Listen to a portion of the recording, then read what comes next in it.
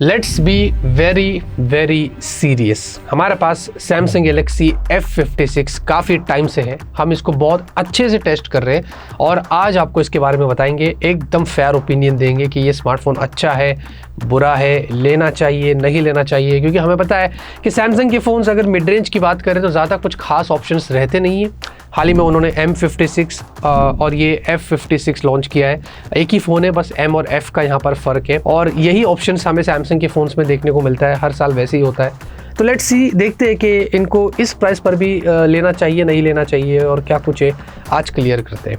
आगे बढ़े उससे पहले चैनल को सब्सक्राइब करिए क्योंकि हमारे रिव्यूज़ आते रहते हैं। भाई जब भी अनबॉक्सिंग होती है ना, आप डिसाइड मत करिए, ठीक है? आपको पता है अनबॉक्सिंग तो सिर्फ हमारा एक नॉर्मल फर्स्ट इंप्रेशन होता है, उसके बाद हम बहुत अच्छे से टेस्ट करते हैं। तो अगर आप एक प्रोडक्ट को लेने के लिए सीरियस है ना, अपनी हार्ड एंड मनी को अनबॉक्सिंग पे स्पेंड मत करिए। मैं एकदम क्लियर बता रहा हूँ, रिव्यू का इंतजार करिए, ठीक है? अनबॉक्सिंग में आप सिर्फ एक थोड़ा सा ओवरव्यू ले लीजिए उस फोन के बारे में, थोड़ा सा हाइप बनता है, आपको देखने में अच्छा लगता है, लेकिन रिव्यू का वेट करिए जब आप उस पर्टिकुलर प्रोडक्ट को परचेज करने के लिए बहुत ज़्यादा सीरियस है। तो मैंने आपको एक टिप दे दिया हूँ, ये आपको समझना है। लाइक करिए, शेयर करिए और कमेंट करके 2 शब्द इस फोन के बारे में जरूर बताएं। अब देखिए, सबसे पहले इसके डिस्प्ले की बात करते हैं। अब इसका डिस्प्ले ना मुझे अच्छा लगा है। अब जो अच्छा है वो अच्छा है, मैं खुल के बोलूंगा, मुझे किस बात का डर नहीं है। यहाँ पर आपको फ्लैट डिस्प्ले मिलता है और एक चीज इस बार ये अच्छी हुई कि जो बेजल्स है ना, उन्होंने कम किया है। अक्सर सैमसंग के मिड रेंज या अपर मिड रेंज फोन खास करके देखते हैं ना, तो उनमें बेजल्स इतने अच्छे नहीं होते। ज्यादातर उनके ए सीरीज जो आती है उनके बेजल्स तो बहुत ही खराब होते हैं। इसमें भी प्रीवियस जनरेशन जो आया था, M55 हो या F55 हो, उसके बेजल्स इतने खास नहीं थे। यहाँ पर उन्होंने बेजल्स को इस बार इंप्रूव किया है, 36% बेजल को और स्लिम किया है। मतलब चिन्ह आपको थोड़े बेटर मिल रहे हैं, ऊपर पंचोल भी काफी छोटा है, तो ये चीज मुझे यहाँ पर अच्छी लगी है। पहले जो इंप्रेशन था वो अच्छा था, बट याद रहे ये बेस्ट नहीं है। इसके अलावा बहुत सारी ब्रांड्स है जो इससे बेटर बेजल्स देती है, तो आप उनको देख सकते हैं। But being a Samsung phone, ठीक है, मैं ऐसे ही कहूंगा। अच्छा, यहाँ पर 120 हर्ट्ज की आपको हाई रिफ्रेश रेट दिया गया, तो यहाँ पर One UI का जो मसाला है इसमें, वो जोड़कर अगर आपको बोलूँ तो आप देखेंगे जो स्वाइप्स है ना इसके अंदर, कहाँ गया भाई, ये देखेंगे जो स्वाइप्स है ना वो बहुत स्मूथ है, नीचे से ऊपर देखेंगे, ये देखेंगे। तो एक चीज मैं क्लियर करता हूँ कि जो डे टू डे लाइफ के जो टास्क है ना, जब आप स्वाइप्स वगैरह करते हैं, वो सब कुछ यहाँ पर इसमें अच्छा हो जाता है। और ये फुल HD प्लस रेजोल्यूशन के साथ आता है, एमोलेड है, तो ठीक है, मतलब सुपर एमोलेड है, फर्क वही हो गया। लेकिन आपको थोड़ा सुपर एमोलेड क्या होता है कि थोड़ा बेटर होता है, थोड़ा ज़्यादा ब्राइटनेस होता है और थोड़ा और बैटरी एफिशिएंट होता है। तो ये एक फ़र्क होता है एमोलेड और सुपर एमोलेड के अंदर। तो ये उन्होंने पैनल इस्तेमाल किया है, लेकिन यहाँ पर जो पीक ब्राइटनेस है ना, उसकी एग्जैक्ट इन्फॉर्मेशन ब्रांड ने नहीं दिया। उन्होंने सिर्फ हाई ब्राइटनेस बताया है 1200 निट्स की, जो मेरे हिसाब से मुझे बहुत कम लगी। क्योंकि जनरली बहुत सारे फोन्स आजकल जो मार्केट में आ रहे हैं, जो इस प्राइस रेंज पर है, हमें 3000, 4000, 5000, इनफैक्ट 6000 वाले पीक ब्राइटनेस वाले फोन्स में मिल रहे हैं और उनमें 1500, 1600, 1800, 2000 तक हाई ब्राइटनेस मोड में मिलता है। तो ये अभी तक मुझे सबसे लोवेस्ट लगा है, लेकिन इसको हम अंडर एस्टिमेट नहीं कर सकते। इसकी जो इंडोर विजिबिलिटी है, इसकी जो आउटडोर विजिबिलिटी है, वो बहुत अच्छी है। डिस्प्ले डायरेक्ट सनलाइट में अगर आप बाहर भी यूज करते हैं तो विजिबल है, और इंडोर में भी इसकी जो विविंग एंगल से, अगर आप 3-4 लोग बैठकर देख रहे एक तरफ से, इस एंगल से वो एंगल से, तो क्लैरिटी है। तो मैं ये चीज जरूर कहूंगा, हाँ, बट क्रिटिसाइज भी करूंगा कि आपको हाई ब्राइटनेस मोड थोड़ा और भी बेटर इस्तेमाल करना चाहिए था। और साथ ही साथ एक प्रॉब्लम ये है कि जब आप इसमें कोई भी HDR कंटेंट प्ले करते हैं ना, तो जब आप YouTube के ऊपर जाते हैं और जैसे ही कोई HDR वीडियो आपने प्ले किया, तो वो ऑटोमेटिकली पूरा जो एनवायरनमेंट है ना उसको वार्म कर लेता है। इनफैक्ट जो ऐप है YouTube का, वो भी पूरा वार्म हो जाता है। तो ये मुझे थोड़ा ठीक नहीं लगा। एटलीस्ट इसको ब्रांड को फिक्स करना चाहिए, मतलब देखने में अच्छा नहीं लगता है। हाउएवर डिस्प्ले पंची है, विविड है, वाइट अच्छे से वाइट लगते हैं, ब्लैक काफी ब्लैक लगते हैं, तो वहां पर कोई कंप्लेंट्स नहीं। ओवरऑल मल्टीमीडिया एक्सपीरियंस अच्छा है, लेकिन HDR कंटेंट में ये ओवरऑल जो थीम है उसको वार्म करता है, जो मुझे ठीक नहीं लगा। इनको फिक्स करना चाहिए। लेकिन नॉन HDR कंटेंट में ऐसा कोई भी प्रॉब्लम नहीं था। उसके अलावा नेटफ्लिक्स के ऊपर आपको HDR का सपोर्ट मिलता है, प्राइम वीडियो पे फुल HD ये सब कुछ मिल जाता है, तो वहां पर आप सारा एक्सपीरियंस कर सकते हैं। और डिस्प्ले दोस्तों वेल प्रोटेक्टेड है, आपको गोरिल्ला ग्लास विक्टस प्लस की प्रोटेक्शन मिल जाती है, तो वो चीज यहाँ पर अच्छी है। बट हाँ, सैमसंग के फोन्स में एक चीज आपको ध्यान रखना है, जनरली वो स्क्रीन गार्ड लगाकर नहीं देता है, तो ये एक बहुत बड़ा कंप्लेंट है। तो डिस्प्ले ओवरऑल कमियां निकाल कर भी अगर देखेंगे तो जितना भी मैंने एक्सपीरियंस किया है वो अच्छा है। अब सॉफ्टवेयर की बात करते हैं ना, तो भाई देखिए, सैमसंग के फोन्स में जो सॉफ्टवेयर एक्सपीरियंस रहता है वो अलग ही लेवल का रहता है। मैं खुद पर्सनली सैमसंग का S25 अल्ट्रा इस्तेमाल कर रहा हूँ और One UI 7 से अभी मैंने हाल ही में बीटा One UI 8 का अपडेट किया है, लेकिन One UI 7 मैंने बहुत अच्छे से इस्तेमाल किया। और One UI 6 से One UI 7 काफी रीडिजाइन लेके आया और सैमसंग ने उसमें बहुत इंप्रूवमेंट्स करी है। तो F56 जो है ना, ये One UI 7 out of the box आता है और ये Android 15 पर है। और हमें पता पता है सैमसंग लॉन्गर अपडेट्स देता है, 6 साल OS अपडेट्स और 6 साल सिक्योरिटी अपडेट्स। वो अलग बात है कि 6 साल तक फोन टिकना भी चाहिए, क्योंकि हमें पता है कि ज्यादातर सैमसंग के जो फोन्स होते हैं वो 1-2 साल में ही थक जाते हैं। लेकिन इसका अभी मैं ज़्यादा जज नहीं कर पा रहा हूँ, ये तो वक्त ही बताएगा। लेकिन एटलीस्ट अपडेट के मामले में वो सबसे आगे रहते और टाइमली अपडेट्स भी आते। बट सरप्राइजिंगली हमारे पास ये जो यूनिट है ना, इसमें अभी तक कोई भी अपडेट नहीं आया है। जब हमने इसको अनबॉक्स किया था तो इसमें कुछ मे सिक्योरिटी पैच था और यहाँ पर अभी तक कोई सिक्योरिटी अपडेट नहीं आया है। तो ये थोड़ा सरप्राइजिंग लगा। हो सकता है जब ये वीडियो लाइव हो या आपके पास फोन आए तो शायद आपके पास भी जो डिवाइस है अभी जो आप यूज कर रहे हो उसमें अपडेट आ जाए, लेकिन अभी तक इसमें कोई अपडेट नहीं है। और हाँ, One UI 7 इसका मतलब ये नहीं, सैमसंग है तो इसका मतलब ये नहीं कि आपको ब्लोटवेयर्स नहीं मिलेंगे। ब्लोटवेयर्स बहुत है इसके अंदर, फेसबुक, नेटफ्लिक्स, फोन पे, स्नैपचैट, स्पॉटिफाई वगैरह की चीजें भर भर के दिया है। ये सबको आपको निकालना पड़ेगा एक्सपीरियंस को क्लीन करने के लिए। और नोटिफिकेशंस की बात करें तो हम अक्सर वीवो को क्रिटिसाइज करते हैं कि भाई तुम्हारे वी ऐप स्टोर में, आईक्यू को क्रिटिसाइज करते हैं, वन प्लस वालों को करते हैं, रियलमी वालों को करते हैं कि तुम्हारे ऐप स्टोर के नोटिफिकेशंस आते हैं, है ना। तो सैमसंग को क्यों नहीं करे?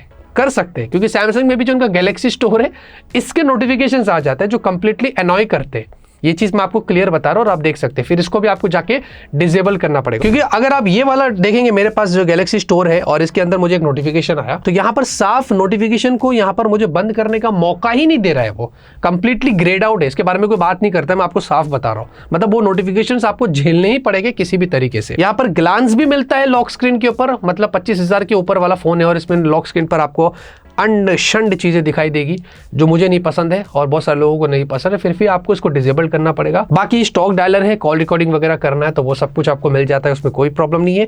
और गैलेक्सी AI के फीचर्स आपको सर्टन मिलते हैं, आपको गूगल जेमिनाई है, सर्कल टू सर्च है, ये सारी चीजें यहाँ पर लगी हुई, तो उसमें कोई कंप्लेंट्स नहीं है। बट ओवरऑल इतना तो मैं जरूर कहूंगा कि बाकी जितने भी कस्टम स्किन है उसमें ये सबसे बेस्ट है। यहाँ पर आपको सॉफ्टवेयर उसके अलावा अच्छा रहेगा। अब बैटरी की बात करेंगे तो भाई देखिए, आज के ज़माने में 6,000, 6,500, 7,000, 7,500 तक हमें बैटरी वाले स्मार्टफोन्स मार्केट में मिल रहे हैं जो आपको 1.5 से 2 दिन तक का बैकअप दे रहे थे।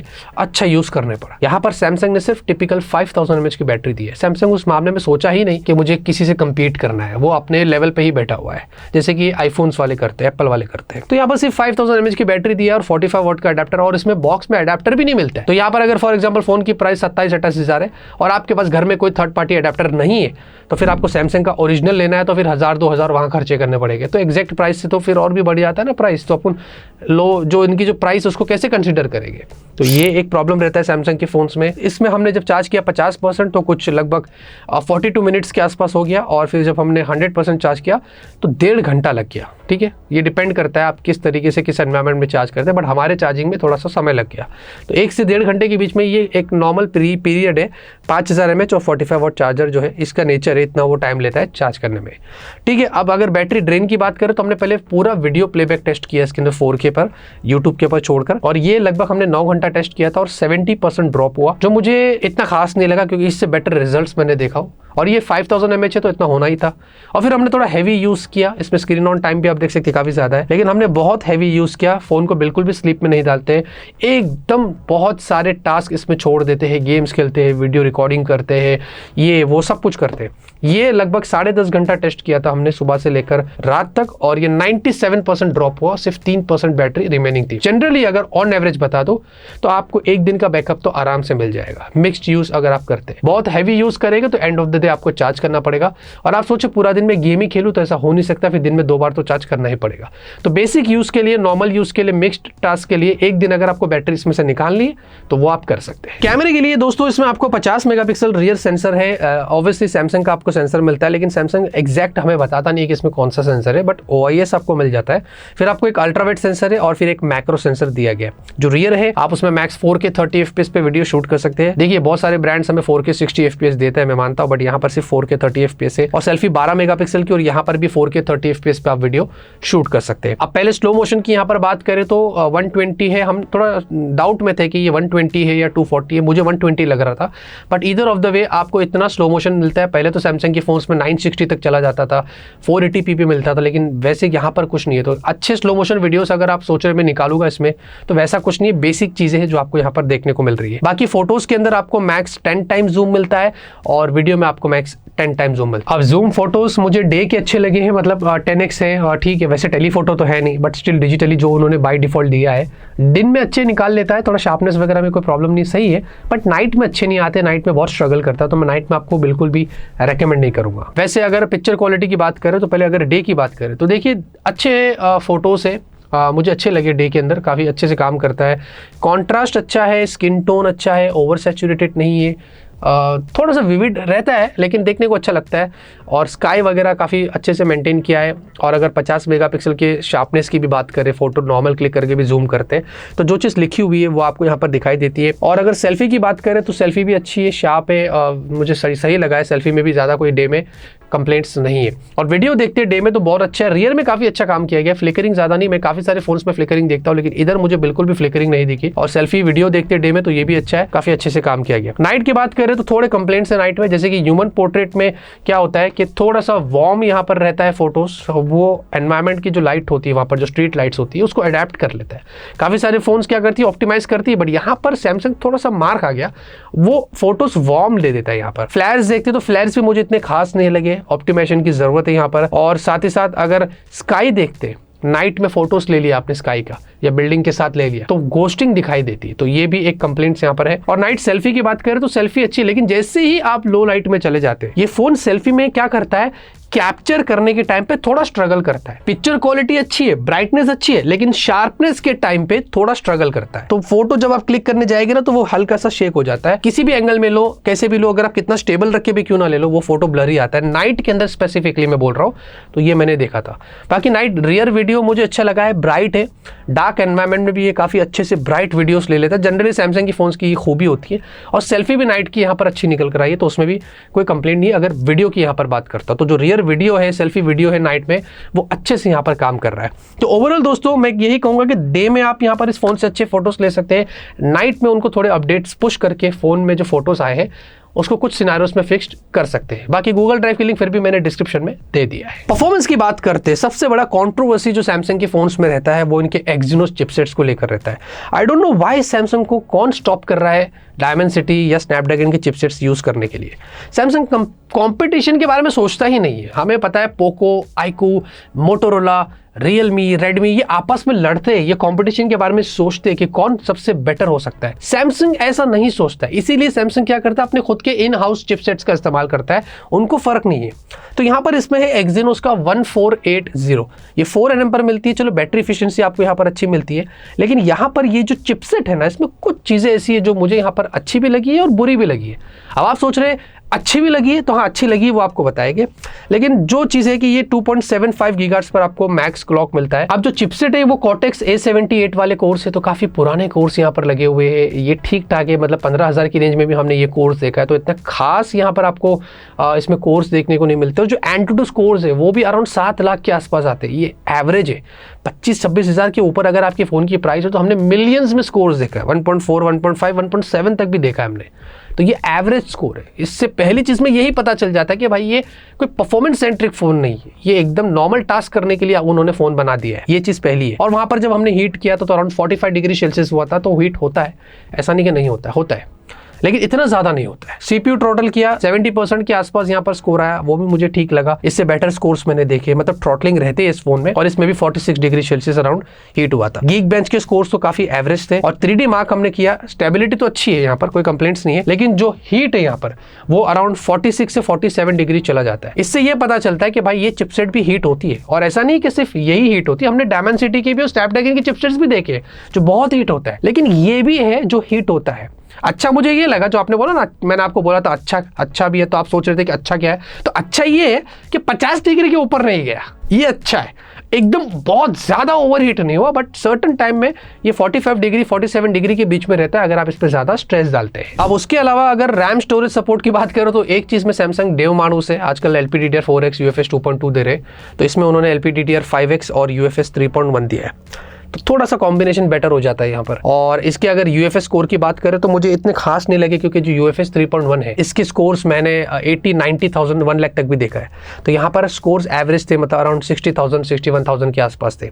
चलो ठीक है, तो ऑन पेपर से, लेकिन फिजिकली जब हमने टेस्ट किया तो ऐप ओपन क्लोज वगैरह का जो काम है ना वो अच्छा है, ठीक है। वहाँ पर हमने बहुत कोशिश किया देखने के लिए कि इसमें लैग होता है, स्टटर होता है, वैसा कुछ नोटिस नहीं किया। जबरदस्ती बताकर झूठ बोल के मतलब नहीं। लेकिन फिर हमने यहाँ पर 10 मिनट बाद आकर चेक किया तो सरप्राइजिंगली सारे ऐप्स मेमोरी में थे। तो जो बैकग्राउंड है इसका, जो हम बोलते हैं ना बैकग्राउंड प्रोसेस जो है वो अच्छा है, काम कर लेता है। तो मतलब अगर आप लॉन्ग टर्म में भी सोच रहे कि मैंने 5-10 मिनट पहले कोई ऐप ओपन किया था, वापस से ट्राई करूँ, वहीं से बहुत बार ऐप आ जाता है, रीस्टार्ट नहीं होता है। तो एक चीज़ तो अच्छी लगी मुझे इस फोन में कि इनका जो रैम मैनेजमेंट है वो अच्छा निकल कर आया। लेकिन आपको मैं क्लियर कर देता हूँ, गेमिंग के लिए ये फ़ोन बिल्कुल नहीं बना है, क्योंकि जब हमने BGMI टेस्ट किया तो सिर्फ 60 FPS था, कॉल ऑफ ड्यूटी भी अराउंड 60 FPS, जेंशिन इम्पैक्ट भी 60 FPS, यहाँ पर 90 FPS 120 FPS सैमसंग इनके गेम में पड़ता ही नहीं है। तो भाई आप सोचा कि मैं लेके इसमें हाई FPS पे गेम खेलूंगा, तो ऐसा कुछ भी नहीं है। और गेमिंग के दौरान भी 43 डिग्री सेल्सियस से 46 डिग्री सेल्सियस तक ये हीट हो रहा था। तो इससे ये भी पता चलता है कि भाई अगर आप इसमें ज़्यादा लंबे समय तक गेम खेलेंगे तो ये हीट होता है, ठीक है। मतलब इसमें कितना भी गेम खेल लो, 1-1.5 घंटा 2 घंटा ये गर्म रहता ही रहता है। तो ये चीज़ आपको यहाँ पर समझनी है। तो परफॉर्मेंस सेंट्रिक ये फोन बिल्कुल भी नहीं है। नॉर्मल बेसिक टास्क के लिए अगर आपको यूज़ करना है तो ठीक है। डिजाइन और बिल्ड की बात करें तो भाई देखिए, पीछे आपको ग्लास बैक मिलता है, तो ये चीज़ अच्छी है। गोरिल्ला ग्लास विक्टस प्लस के साथ आता है। लेकिन कलर जो है हमारे पास ये बहुत ग्लॉसी है, उंगलियों के निशान काफी पड़ जाते हैं। ये ग्रीन, आपको एक वायलेट कलर भी मिलेगा। फ्रेम्स यहाँ पर पॉलीकार्बोनेट है, लेकिन मेटल जैसा फिनिश दिया है। डुअल माइक आपको मिल रहा है, सिर्फ सिंगल स्पीकर है और स्पीकर की क्वालिटी भी एवरेज है। अगर आपकी प्रायोरिटी डुअल स्पीकर से तो ये फोन आपके लिए नहीं है।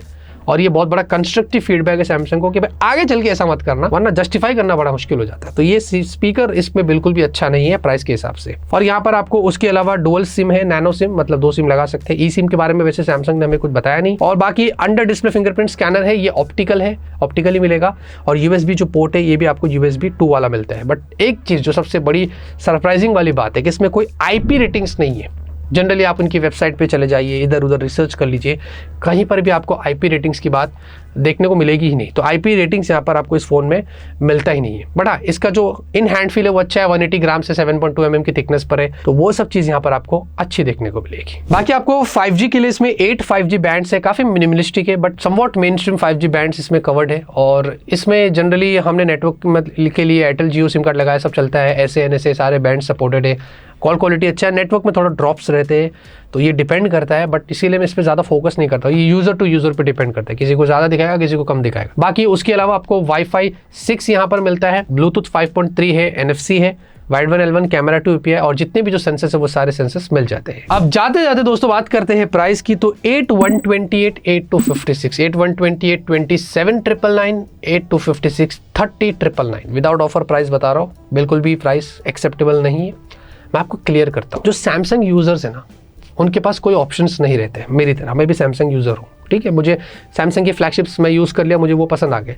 तो हमारे ऊपर ना ऐसे घोड़ों की तरह साइड में वो जो पट्टा लगा रहता है ना, जब घोड़ा चलता है तो वो साइड में नहीं दिखता, वो सिर्फ सीधा ही देखता है। तो ऐसे सैमसंग के जो यूजर्स होते हैं ना उनको कुछ दिखाई नहीं देता है इधर उधर, वो सिर्फ आगे ही देखते। नहीं नहीं नहीं, मुझे सैमसंग का ही फोन चाहिए, कुछ भी हो जाए मेरे को सैमसंग ही ला के दे। तो आपके घर में अंकल आंटी, मम्मी डैडी, बेटा सैमसंग के लिए हम कुछ भी कर सकते हैं, सैमसंग का ही फ़ोन ला के दे।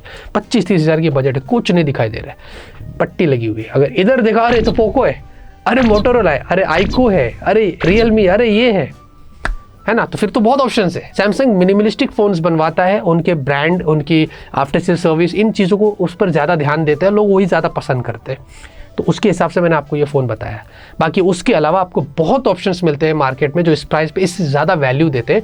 ये चीज़ मैंने क्लियर कर लिया। तो ऐसे कंस्ट्रक्टिव फीडबैक हम चाहते हैं कि सैमसंग और अच्छे फ़ोन्स बनाए और ज़्यादा फ़ोन्स बनाए। 25 से 30 हज़ार में अगर ज़्यादा फ़ोन्स लॉन्च करता है तो हमें कॉम्पिटिशन मिलता है, हमें अच्छा लगता है कि सैमसंग ने भी कुछ किया है। और डायमेंसिटी और स्नैपड्रैगन चिपसेट ज़्यादा यूज़ करेगा तो और भी अच्छा होगा, तो मज़ा आएगा, थोड़ा सा हमें भी मज़ा आएगा। तो इतने दोस्तों इस वीडियो के अंदर आपको जो था इस फ़ोन के बारे में क्लियर बता दिया। लाइक, सपोर्ट, सब्सक्राइब करिए। तब तक के लिए ऑलवेज कीप स्माइलिंग।